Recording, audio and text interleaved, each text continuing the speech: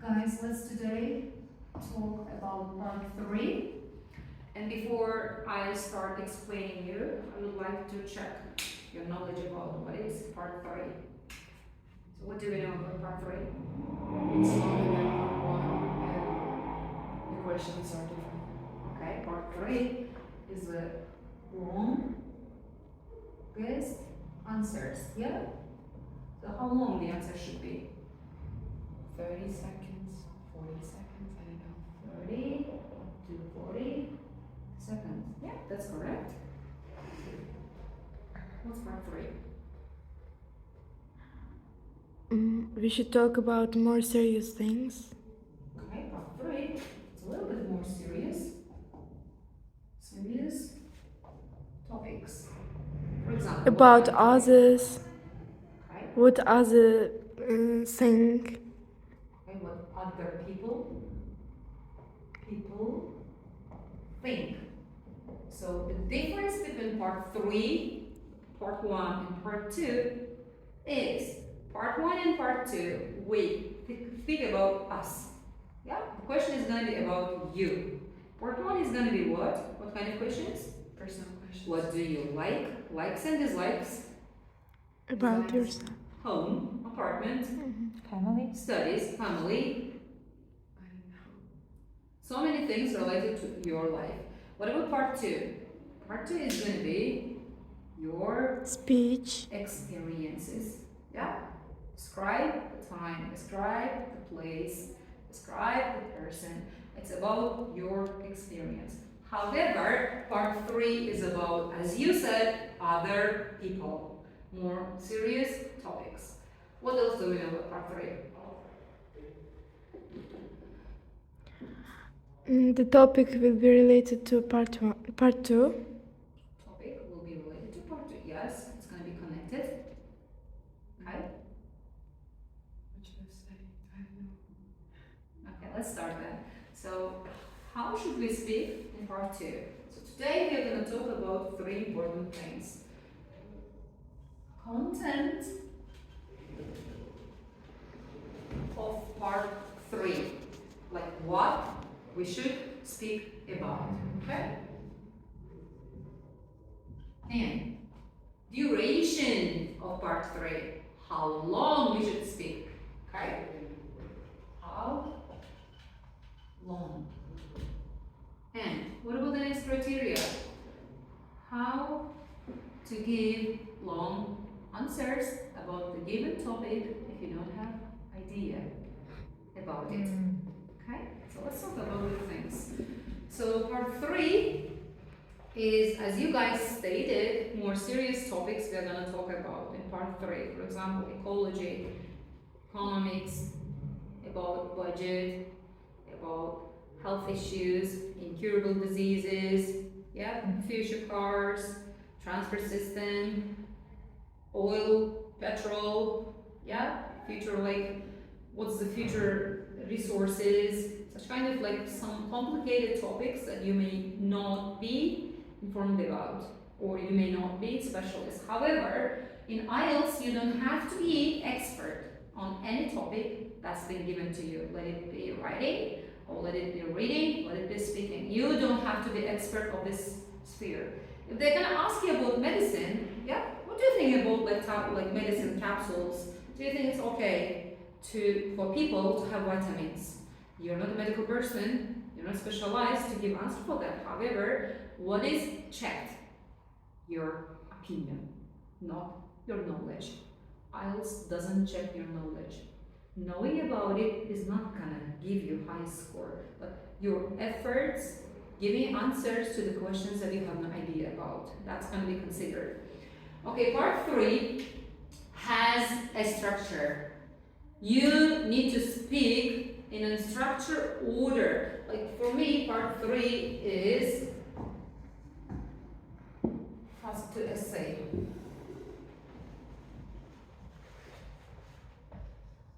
This is equal to task to essay. Why? This one is formal. This one is informal. So let's talk about differences between formal and informal. So in task 2, I need to use academic words.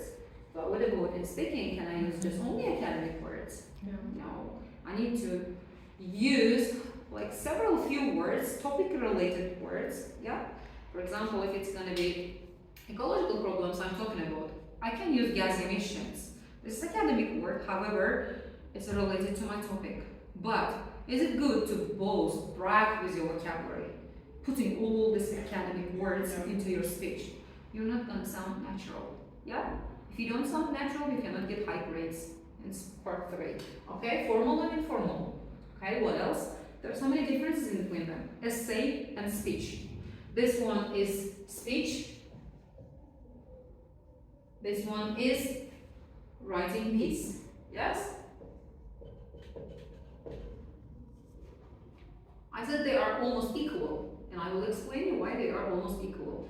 So, speech should be how you should speak when you speak to impress somebody. Fluently. Yeah, you should speak fluency. You should have fluency. What else? Correctly. Yes, we need that. Do we need that here? No. No, we don't need emotions here. How should I sound here? Nature. Nature. I should sound neutral here. I cannot be too emotional in my writing piece. But I can be emotional, well, of course, not like, oh my god, no way, but I can be emotional in my part 3, in my part 3 speaking. Okay, there are phrases that I can use in writing and speaking. For example, in speaking, I can use the phrase so. It's good for speaking. So many candidates use it for writing, which I do not recommend. However, exactly the same meaning we can use this. Because this is academic and this is colloquial, informal speech. Right? So these are the differences I counted for you. Now I want to give you why I still think part 3 equals writing task 2. It's about the structure they share in common. So, what is the structure? We talked about task 2 structure with you. What was that structure? Can you guys remind me? So, in task 2, they should be introduction. Okay? They should be Body 1. body paragraph. They should be Body. body paragraph 2. And again, we Conclusion. should have conclusion. Well done. If you know the structure in task 2, task 1, part 3 is exactly the same thing, however, in oral form. Most of the times, part 3 questions are going to be problem solution questions. How we approach problem solution questions in essay? Yeah? We say this is the problem, this are this, what we can do, these are the measures. We're going to write about solution 1, solution 2, then we're going to give conclusion. This is what we need to do in our part 3. So in part 3, let's talk about the content. What should I speak about in part 3? First, I should give intro. And my intro should be what? Answer. What was the intro in essay task 2? Paraphrases of the question. Topic. Yes, Sentence. paraphrases of the topic question. And then answer. Both together. The same thing goes for part 3 questions again. Yeah, we should paraphrase the question. Yeah, what kind of ecological problems can you consider? We should use our vocabulary rather than repeating the question words in our answer. If we come up with paraphrases, if we swap them into synonyms, yeah, this is going to give us more score. Like, introduction is the answer to the question. Do not make it like wind round and round and round. The question, they ask you a specific question. Do you think people can manage their time in the future? Do you think future cars can be eco-friendly? We have specific question given and they expect answer in your introduction. Yeah? You don't have to speak a lot about what? Supercars and future cars. You don't have to speak about topic of supercars. You should speak about what you should be expected. The question started with do you think? What is expected from me? First thing comes out of my mouth. I think. Answer. I think I need to give answer yes or no. Yeah? The question was, do you think future cars will be eco-friendly? I'm sure. I think it will. I think they will be. Because in the future we might have more ecological problems. People need to tackle it. People need to tackle these problems. Yes? So I gave the answer in my introduction. I paraphrased the question somehow. Yeah? And what should I speak about further? Now I need body. Yeah? Reason. Number one. Whenever you say something, when I explain you in writing, whenever you write one sentence, you should ask yourself the question why. Why do I think future cars will be eco-friendly?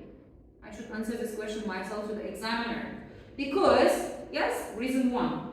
I gave the reason one, and I need to justify it. How am I going to justify it?